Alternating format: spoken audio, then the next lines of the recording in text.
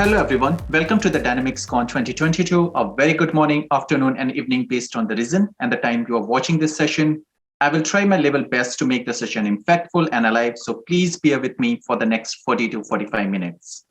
First of all, thank you everyone to vote for my session in Dynamic 365 track, and a big thanks to the DynamicsCon to providing this platform for me. I'm available on the chat, so feel free to ask your questions and I would be happy to address all of them during my session if possible. If there are still a few questions remain open, feel free to get in touch with me on my social channels. I would like to briefly introduce myself here and then I will start with the agenda for the session. My name is Ambesh Singh, 365 Saturdays community mentor and the Power Platform community ambassador. Currently working with KPMG Deutschland as a Dynamic 365 architect and a technical manager within Microsoft practice. Prior to that, I have worked with the Pearson VUE and the EA Games in the engineering group. And most of my career, I worked with the Microsoft in different product groups and the consulting. I worked with the Bing, MSN, and the Dynamics Portal product team and provided my consulting to Microsoft global deliveries.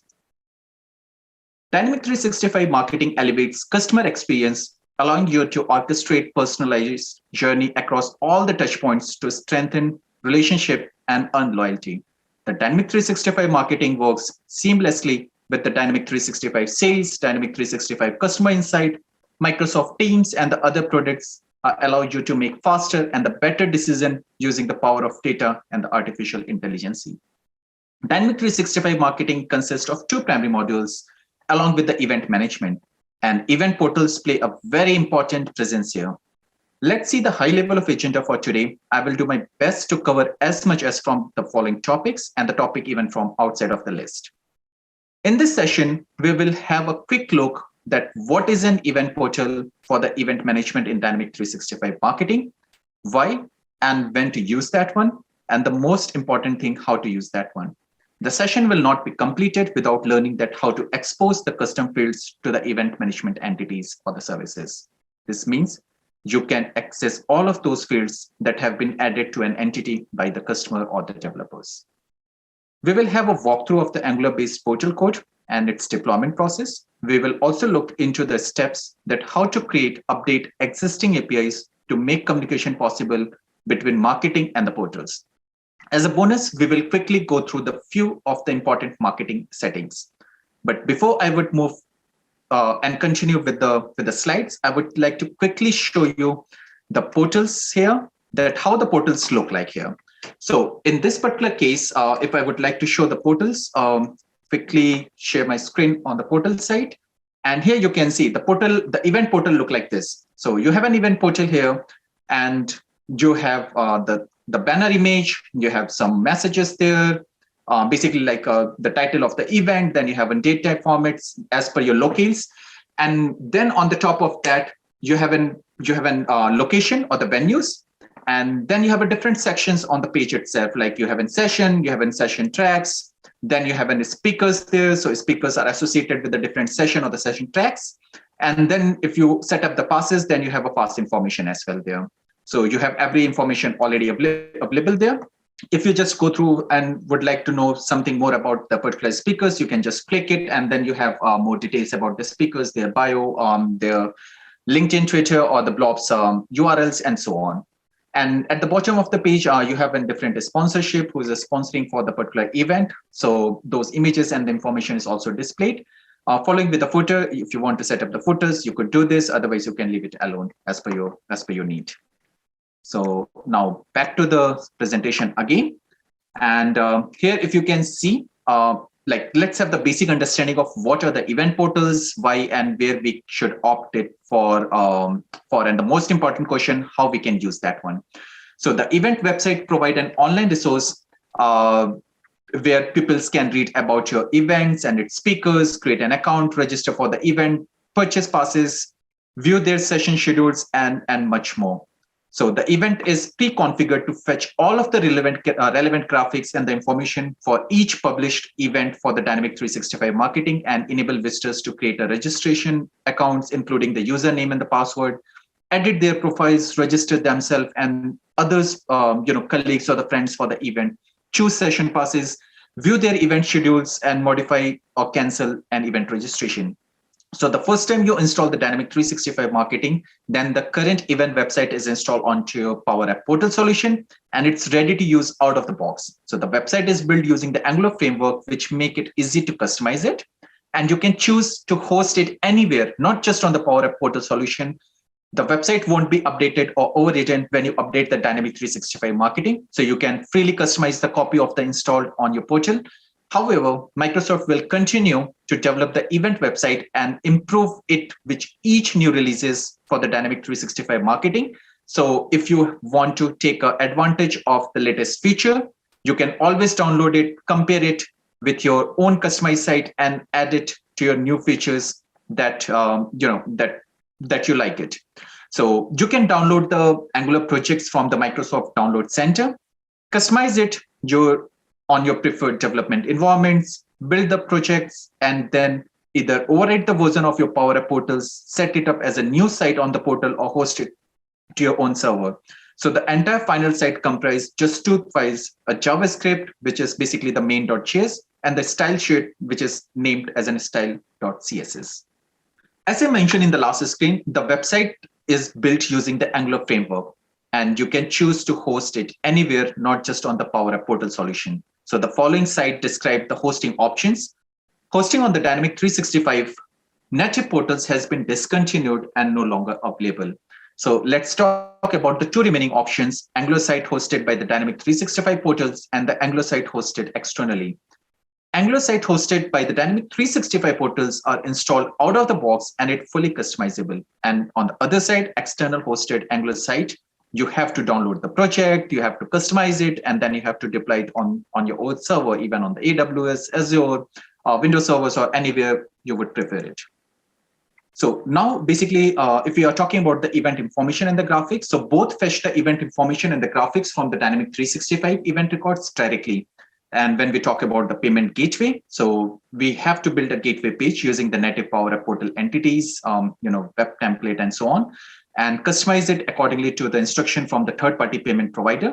But for the option 2, you have to customize the Angular app, not something on the Power App portals, but Angular app, and accordingly to the same instruction from the third-party payment provider.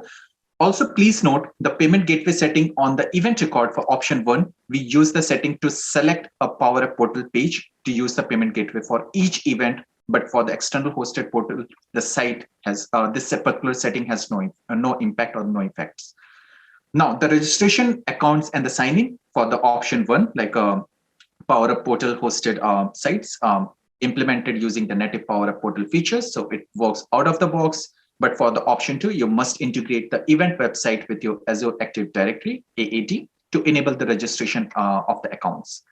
If we are talking about the anonymous registration settings, so now for the event records, uses the control whether attendees can register without first creating a registration account. These settings make effect for option 1, but not for the option 2, like external hosted websites. Link to the event websites for the event URL in the Dynamic 365 hosted portal, it's generated automatically for each event.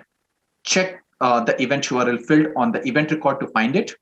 For external hosted website, the URL depends on whether you host the site. You can store the URL in the event record by selecting the custom event URL check boxes and then filling the event URL field values inside that one. Now, the event website consists basically the two parts. So the first one is the front end, and the second one is the REST API backend. You can implement the front end using of the available framework. That front end part is single page application and it's fully customizable. The backend and the backend of the customizations, it depend on the hosting type. So you can host a custom event website in two ways. As I mentioned, like a self-hosted or the Power App portal hosted. You can build your front end or customize the provided demo in demo event website. And you also please need to note that the provided demo website is an Angular framework-based website. However, since the backend is not dependent on the front end, you can use any of the framework of your choice, your business requirements, your pricing, and so on. To get started the customizing the demo event website, you need a couple of steps. So basically, you have to download the source code from the sample website. I would share my the URL with you at the end of the session. Then you have to install the Node.js version 10.x or higher. And you have to open the command prompt or the window PowerShell and run the command to check whether the installation was already successful, like node/ or node-v. Then you also need to make sure that if you have a terminal or the shell already open, you have to restart before typing this command. Otherwise, most of the time it won't give you the right information back to you. Run the command to install the Angular CLI, like a command line interface that required to build and run the Angular application. As you know, the application built on the Angular, so you have to build it, you have to run it. And regarding the information, you could get mostly on the Angular CLI site or the links. And the command which you have to run it's npm install -g @angular/CLI. Now you have to navigate into the directory where you have downloaded the source code and run the command to fetch all of the necessary packages that are required to run the website. Npm install is the command. Please remember, or please note it down, that you need to run the command from the same directory where the package.json file is located. Otherwise, you will be having trouble to set up a project. There are public API documentation to interact with the backend service. I will explain a bit in the coming slide. And then you must have the Dynamic 365 marketing instance with the event management solution and the portal solution installed. Definitely, you need separate licenses for the marketing app as well. So the source code of the environment, like if you go to the source code in the environment folder that contain the sample configuration file for the different environment, like a self-hosted portals, hosted or the deployments, the development and the configuration setup for the custom event website is made by creating an environment.ts file inside the source environments folder. You can find the instruction on how to change the configuration in the related topic of the event configuration of self-hosted or event configuration of the portal hosted. You just on the Microsoft documentation sites. Some of the parameters that you need to understand before you start configuring your custom event website. So you have there's a parameter called production. You can see on the screen. So this is basically that enable or disable the production mode. For more information of this, you can visit to the Angular documentation. Then you have a build version that fields links to the version specified in the package.json file. By default, there are no need to change the property. However, if you prefer not to expose the version of the application, you can set it to the null.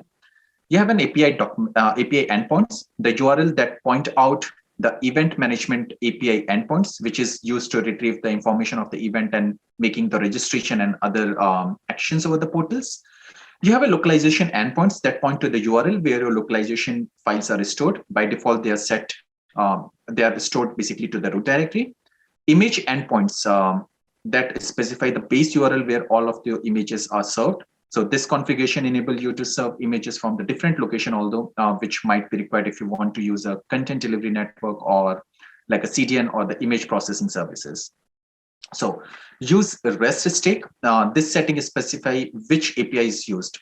If set to true, then the new event management public API is used. If set it to false, then that is deprecated event management portal API is used. The API can only be used if you host the custom event website on the portals. So to use the new event management public APIs, you need to register the web applications. EM application token. So this token authenticates your web application against the event management on the public APIs. You can retrieve the application token by registering a new web application in the Dynamic 365 marketing instance. This token is not required if you are using the deprecated event management portal APIs. Is authentication enabled? So this flag, as the name suggests, whether to use the authentication supported or not. This is the user can register or sign in. If it's set to false, then the application does not display a way to sign in or the register into the portal. Use AAT B2C that specify whether you want to use as an Active Directory B2C identity management for authentication. If you want to use the Power Apps portal identity management, the flag need to be set to the false. If AAT B2C is enabled, then you need to configure the AAT B2 config variables.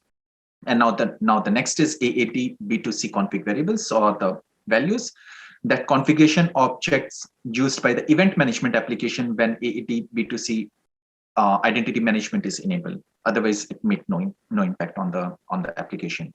Use mock data. That setting can be used to return mock objects instead of making real API calls. So if you're on the dev environment, some demo environment, you could definitely use that one. Date settings are the settings that can be used to configure how the date will be formatted on your website. So if converted to local date flags, it's set to true. All the date will be automatically converted to the end user local time. Like it depend on if you already created your account, you choose your locale or the region. If not, if you're the anonymous user, then it will read your browser settings and the other settings from the system, and then it will show you the local dates accordingly. You have a language settings. This particular settings can be used to configure how languages will be displayed loaded into the website. So if for single language flag is set to true, the website will be loaded into the language specified in the website language LCID. And that shown language dropdown flag also to show or hide the language dropdown. So I will show you again on the portal. By default, language dropdown is visible, and the website will be use the end user browser languages in that particular case. So if you can see, like if I just go quickly on the portal, on the right side, you see there's a different language options available there. I think it's a 45 plus. To be precise, I think it's 46 in the current version. So I was talking about this feature. And if I just talk about the different environment files, so as I mentioned earlier, so you see the different environments. So you have in self-hosted, or if you want to go for the D365, then you have the same settings. And you have all the values here. By default, some of the values are set by defaults, but if you want to override, definitely you could go and override the values. Like an example, I want that, my base customer or most of the customer, they are deriving it from the Germany, then definitely I would just make it DE-DE. I would not go with the EN.US. So this kind of settings, definitely you could move it there as per your need. Okay, so now go to the next one. And now the very interesting topic, how you will deploy the portal. So what you have to do this for, you have to open the Visual Studio Code. So Visual Studio Code is a kind of a sweet weapon here. And anyway, like you work on the Angular-based websites, Visual Studio Code is the best platform what I haven't even encountered to work on.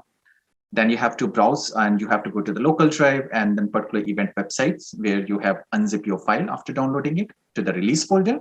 And after going to the release folder, you have to navigate to the script one, and then you have to execute the deployed to Dynamic 365 instance.PowerShell file from your terminal window. And the magic file will perform every action for you. You will see the updated on all files has been completed. And yes, your deployment has been done. All the changes would make an immediate impact on the website or the portal.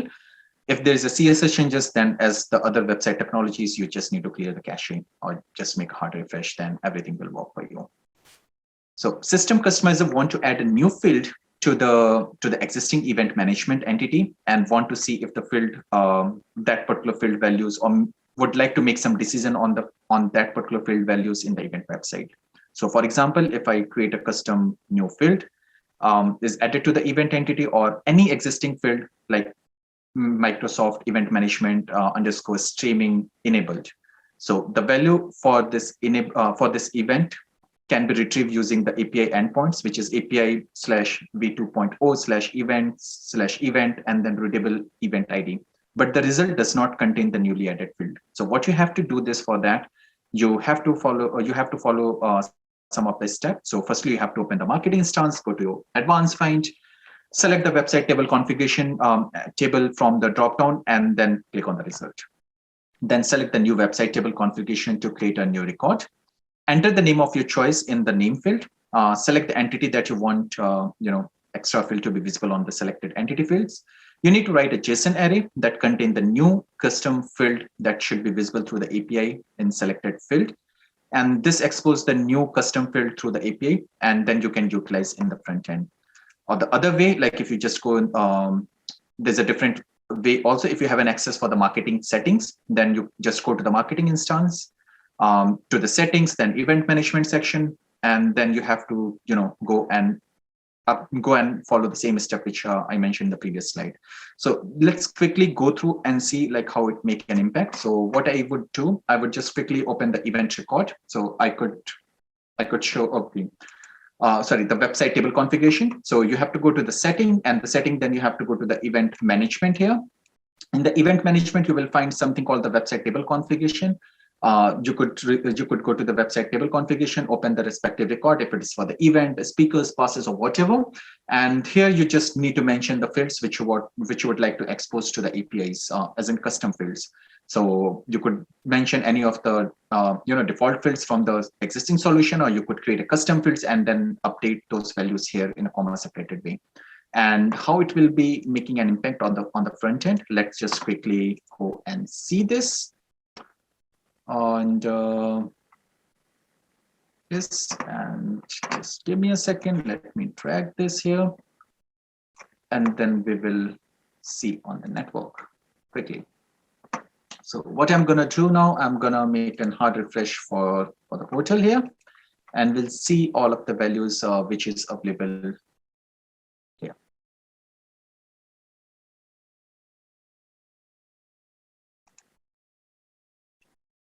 Okay, so I refreshed it.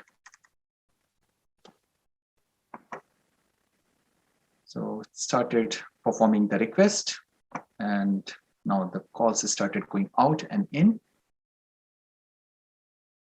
which is good.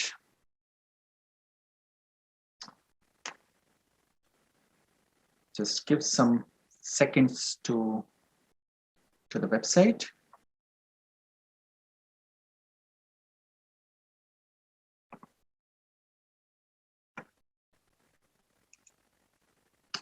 Your request already went out. I just quickly check for the API things.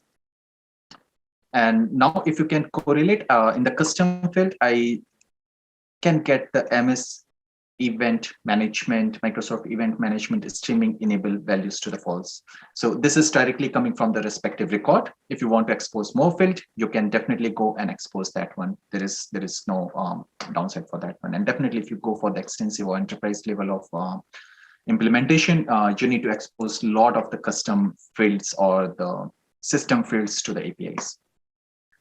The important thing about the sample data, that gives you something to experiment with, you like if you want to learn or something, and it also helps you to see how the data has been organized in the system. So if sample data is not installed on your trial instance, you can simply go to the sandbox instance, or like trial or sandbox instance, you might need to add it for the training purpose. So to simply go to your settings, like to enable or manage the sample data, go to your settings of the marketing, and then other settings, and then from the other setting, you could go to the sample data.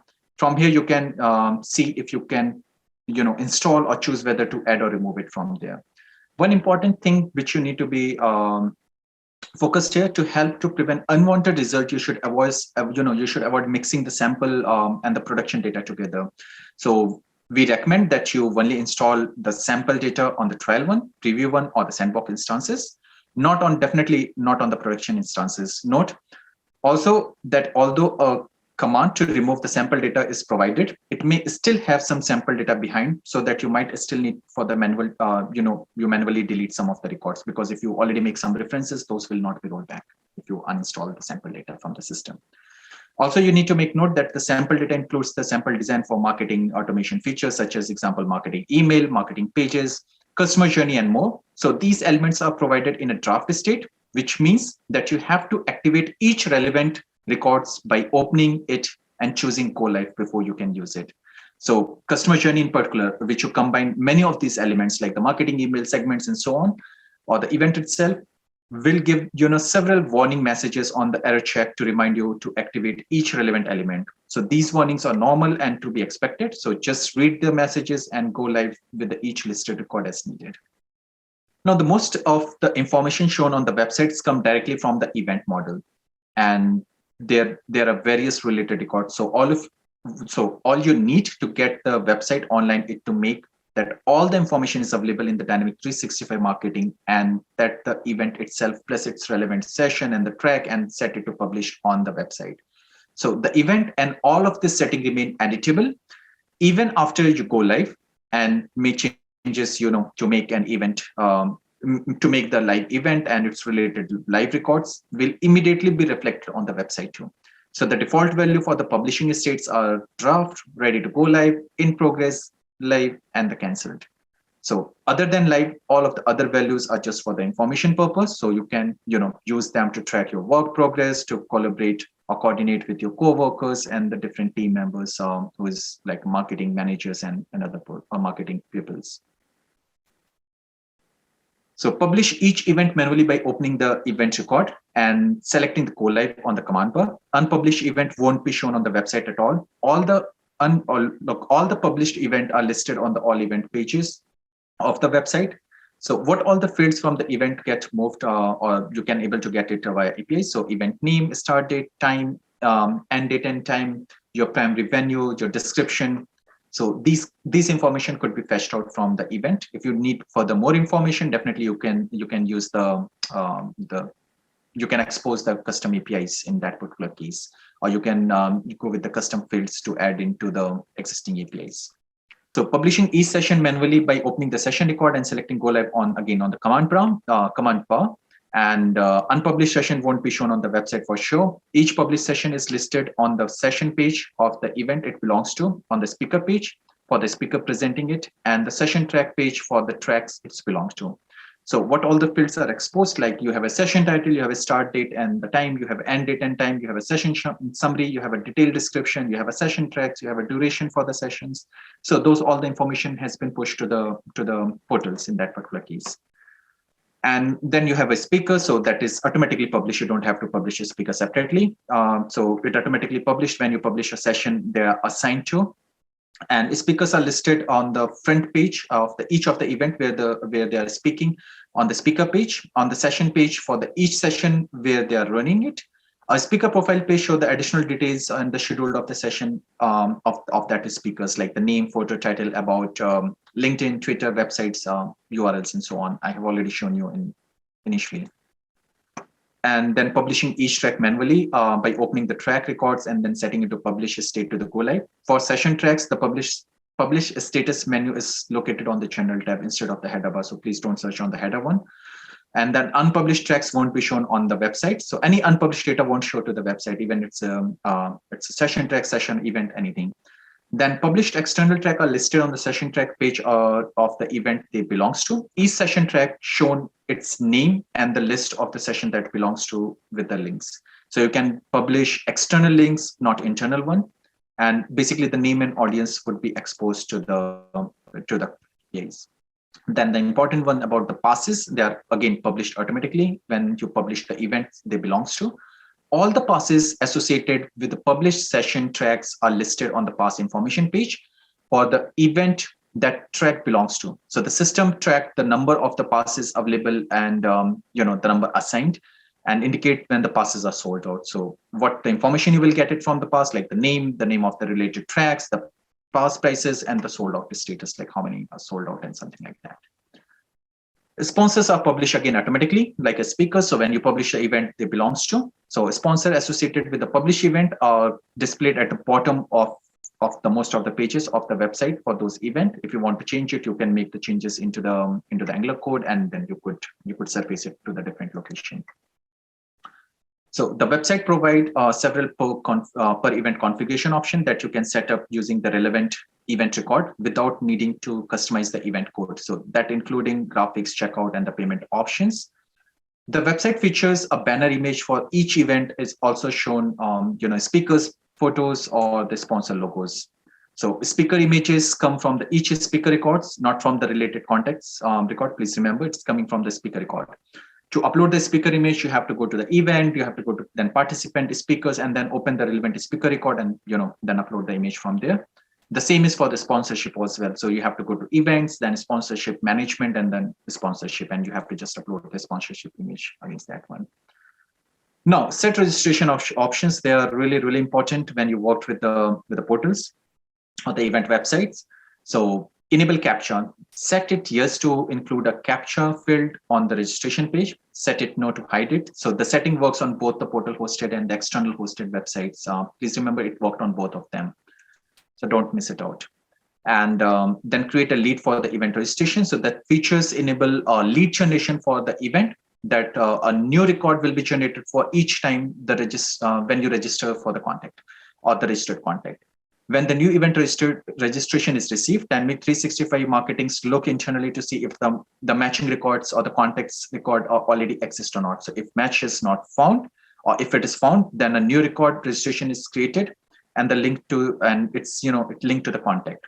If matches are not found, and in that particular case, a new contact record has been created and the link to the new registration records. So your admin can choose to the match incoming registration by email alone, or the first name and the last name, or email first name last name all together. So it's totally based on your business need.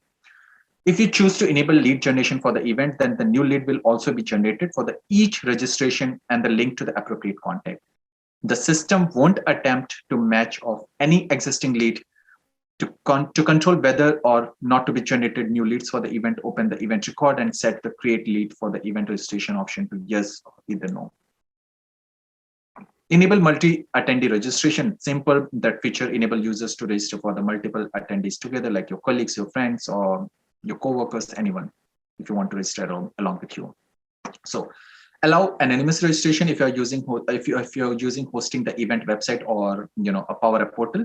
Set it to no, to require all visitors to create an event website account before they can register themselves or other for an event. So set it yes to allow visitors to register without creating an event website account. These settings has no effect if you're hosting your website externally, like your event website externally. Allow registrations to create their own agenda. So what you have to do, you have to go to the agenda tab and then set allow registration to create their own agenda option to yes. If you want to use the session level registration, set it to no if you want to use the past level of registration with optional online payment example. So to find the URL, of your sample event website and open it, you have to go to the event record. You have to go to publishing state to set to live. Open the general tab and find the key information section. The event URL field here to show the address of the website, the URL provided automatically if you are using the event website that was installed together with the Dynamic 365 marketing. But if you are hosting the site somewhere else, you or another users must mark the custom event URL checkbox and specify these values are required. Then you have to provide the values for that. Then you have to select the glow button at the right edge of the fields to open the URL in that particular case. So which basically consists the domain and path and the readable event ID, where domain and path is located where you install the event website on your portal or the external site. And the readable event ID is a readable ID that was generated first time you save the event record based on your event name with some numeric values.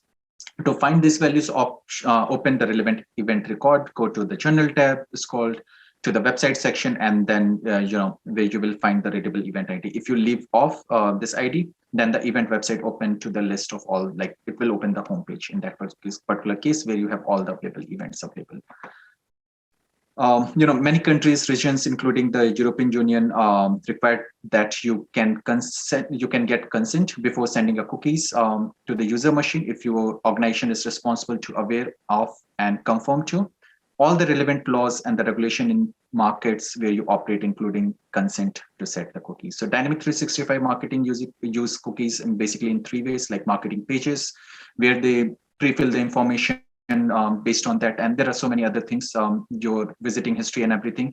So the thing is, it won't give you the cookies compliance things. It just give a warning to the user. So you need to be very careful if you're using the cookies, and you have to set up it by your own. All the compliance check. Then the website feature also use the cookies, like if they have to see if there's a matching visitors IDs and some other information, relevant information. So you must add it before adding it to the website script page that markets to residents of the relevant countries or the region. And finally, the event portal uses the session cookies to enable the content or the context to sign in and register for the event. Additionally, it also used to store the user language example. Then if you choose to go with integrated with the Power App portals, when you have installed Dynamic 365 marketing, then you were able to choose an initial subdomain of the portal. And like example, my subdomain.powerportals.com, you could change it while installing or even after that, but please make it sure if you are not satisfied and you change the subdomain, then uh, you can change it, but the base domain must be still powerportals.com, so you can't change that one. And changing the subdomain of the portal will affect all of the Dynamic 365 marketing features that are integrated with the portal, like including event website to all events and marketing pages that are already published. So this means that all the existing links to those resources will no longer work. And after you change the subdomain, the most important thing here, if you example your subscription center, so which is must be accessible by law in many countries and the reason via a link of all marketing emails that you send.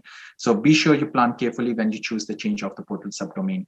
And yeah, if you are if your subscription center is hosted on the portal, then especially it is important for you to update the URL as described in the following procedure. So if you don't use if you don't you risk sending marketing emails messages to violate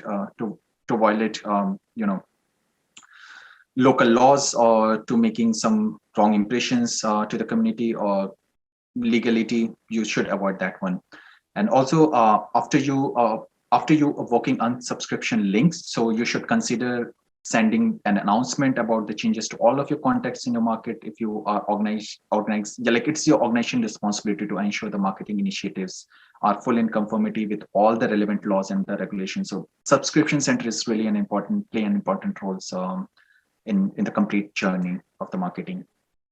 And basically now you have an enable demo payment confirmation, so you can enable and disable it based on your need. So remember, if you must only set the enable demo payment confirmation to yes when you're presenting demo of the event website. You must always set it to no before going to the production, because then if it simulate the payment feature can introduce the security vulnerability if enabled in a production environment. So we should avoid that one. Regarding the language support, it support 45 plus language. You need to take care of localization file in the solution. As I mentioned, you can get it in the localization and all the JSON. So you could put in labels and then you can use it entire solution like in the complete AngularJS code. Then how you can create a custom API. This is again one of the important thing. You have to create the web template, then you have to create a page template. So it's simple. Like if you worked on the Power Portal, then you should be aware about that one. So example, if I just open this on show you on the window. So I just normally wrote a liquid syntax here, and it is just fetching the information from the event, the particular event location URL, which is pushed to the cloud. After creating that one, you have to create a web pages parent event as an API event. You have to create the page template. Then you have to create the entity permission for file because you're using the file control or the field inside. You definitely need to create the entity permission for the events. And once you will done all of these things, then you go to check in the developer tools, like the way I have checked, or you can directly hit to the endpoints on the browser, and you can see all of the information there, which is being mentioned. So quickly, if I can show you again on the browser, second, like example, I just hit it on the browser, and then you can see the JSON response back to here. So it give you one of the URL, which is basically written there. And just to quickly check it here, 1 second here. So here I'm just pushing, calling the API and events, and it should give me the travel information, which is returning it from my code. Okay, now quickly go to the next one. So I have compiled a few links here, and it will be very useful for your journey for the development and configuration of the event portal. Like you have the best practices, how to set up the event passes or the payment gateway, how to download the sample website, from where you get the event really information about the event APIs and what's new coming and so on. Like if you have to just go and submit some of the ideas, so you could definitely go and leverage those platforms. You can connect me on my social platform. Ask your queries on my Twitter handle at Ambesh, right? Ambesha19. Scan the code and connect me over the LinkedIn. Subscribe my YouTube channel for slides and more demos on the Azure, Dynamic 365, and the Power Platform technology. I'm really thankful to all of you to spend your valuable time today, and looking forward for your positive feedback and suggestion. I hope you will find this session interesting and useful, at least to find a new dimension on your event portal implementation and points to consider. I would like to open the floor for the question and discussion now for the live Q&A. Thank you so much again.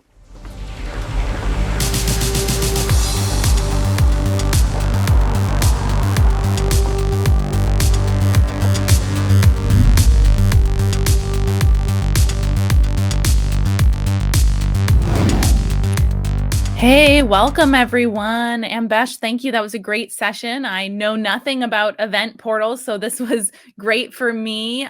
Did you have any quick additional tips to add before we jump into the questions? No, I think we will start with the questions, and then if the time remains, then maybe I could provide some of the tips and tricks for the event portals. For sure. So everybody stay till the end. That's when our really valuable tips and tricks will be happening. We had a few questions coming in the chat, and please, people, keep adding your questions in, and we'll try and answer them in this time. This question came in earlier. I think you answered it in the chat, but let's talk about it. The question was around the Node.js frameworks such as Vue, React, etc., and are those supported to be used in these portals? Okay, so regarding why we are using the portals, because it's give the common platforms to run my complete event management cycle, like starting from the event invitation to the event registration, managing all of your stuffs, your sessions, your passes, and everything over the portals. Even if later on you want to cancel it, you can just make some customization to download the session certificates or the involvement certificates for the particular event. So all of the things which is available right now. Apart from that, like if we want to extend at some point of time, so the marketing forms, which is the base of the event portals, we can use it at any of the place. So apart from this particular, I would say the application, we could use on maybe on other places if it is built on the HTML or other JavaScript platforms, or even on the other external websites as well. So the extendability is quite much possible. The second thing, can we extend the same framework? So I would say at some point of time, yes, but we are feel free to just create a new framework and use all of the APIs which is provided by the Dynamic 365. So we can definitely extend that. We can create our own frameworks using views, using React, using some Kendo UI things, so anything what we can develop for, and we can extend the web APIs in that particular case. Okay, cool, cool. We had another question. Is the Power Apps portal required to embed the page externally? Okay, it's a tricky one. So what I would say related with that, once you install the event, or basically once you install the marketing application, by default, one of the portal will be associated with that. So you will get one portal already associated with that, where you can host this Angular-based, web application by default with that. So you don't need a separate license for that one to host the portal, which is already by default the part of the packages. I think it's around $1,500 per instance. It's not user based. And if you already have the Sales Hub or Sales Insight or something, then I think it's reduced to $750 or something. We need to check it, but it's something like that. So it's already the part of that one. Apart from that, if you want to extend, some other custom functionality over the portals apart from the event portal, definitely you could get the another portals on the same instance without any problems. So that is pretty much possible there. Okay, okay. And I think that's kind of related to this other question we had around should we be using the event site hosted by Dynamics 365 portals or should we host that externally? Is that kind of related in the same Yeah, idea? so I would say there is no black and white answer for that one. So you have your own benefits like portal user management, anonymous registration settings, event URL generation, and so many other things are already integrated and out of box with the Dynamic 365 portals.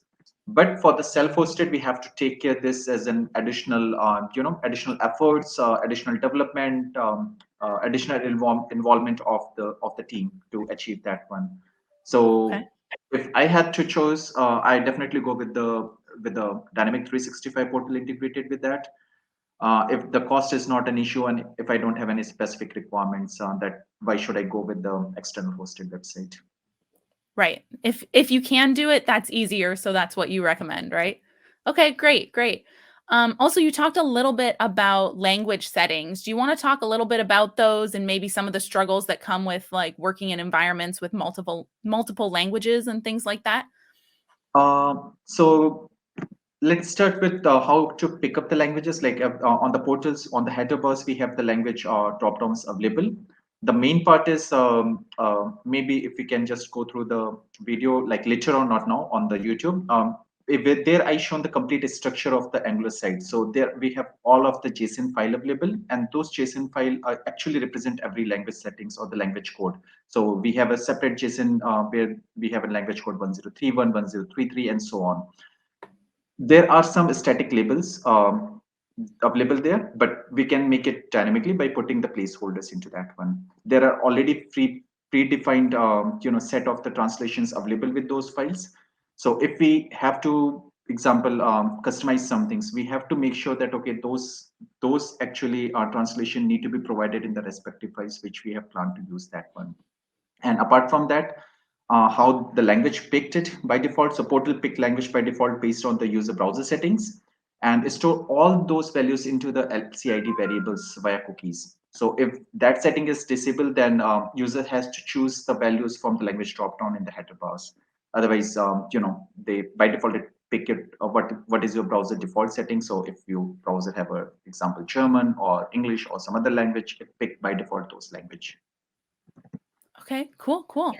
Quick reminder for our attendees, if you guys have questions, please get those in the chat now. We have just a few minutes left, and there's a little bit of a delay between when you type it and we see it. So if you have another question, drop those in there. Something else that we also wanted to talk about was, can we talk a bit about like our software development life cycle and those kind of things? So can we integrate our event portals with DevOps and our CI/CD pipeline?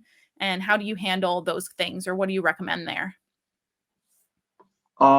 Definitely, like this automation is a key of now every successful projects, I would say. So yes, we can integrate the complete development cycle with the DevOps using for the CI/CD things. Even we did it for a few of the customers or internal users in the organization. So important thing here, like it's unlikely like the other Power App portals. So in the other Power App portals, you have to just take care about the portals configuration and those migration of the data. Here, we also need to set up a pipeline for the Angular-based solution, because that is also a component where you made the changes, where you extract it, where you want to deploy those changes along with your portal. So in this particular pipeline, yes, at one part, you are deploying the portals directly, like the portal which we got it via portal management app, those all the configuration and the changes.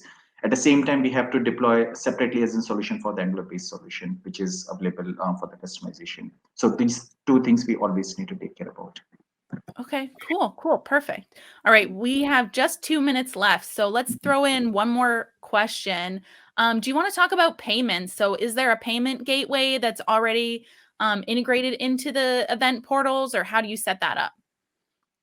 So regarding the payment gateway, I would say we have to set up the third-party provider by our own. But the good part with this configuration, like if we are using the like a dynamic 365 portal, like a hosted portals, most of the settings we can just need to put it on, and everything will be automatically available for us. Like we don't need to do much customization there. But if we are going with external hosted portal or some external application where we just go through all of these changes, in that particular cases we have to do the development from the scratch. Like we have to take care of each and everything. But yes, there are third-party providers. We just need to follow their guidelines. It's quite simple, quite quicker one, and yeah, everything can be done in a smoother way. Okay, perfect. All right, we just have, I guess, 30 seconds left of our time here. So thank you so much to everyone who participated in the chat and for answering, providing questions. And thank you for answering our questions live. Do you have anything else to share with our attendees before our session ends? No, I think Dynamic 365 based this portal, the event portal, the marketing portal have a great capabilities. We should definitely explore for that one. And basically, like it's backed by the Microsoft itself, so it's not by some third party or something. So we can have some level of trust on the performance, on the market guidelines or the community guidelines. Example, I just mentioned about the unsubscribe things, subscription centers, so everything is the part of that one. And definitely there are a lot of improvement coming in the few future releases. So we have to just keep eye on that, explore and explore. That is the only thing which I can tell you right now. Well, excellent. Thank you so much. I know I learned a lot. I hope our attendees learned a lot. And you already shared your contact information. So everybody, connect, follow on YouTube and watch all the tutorials. And we'll look forward to learning more about portals soon. Thank you everyone for their time and especially to you guys.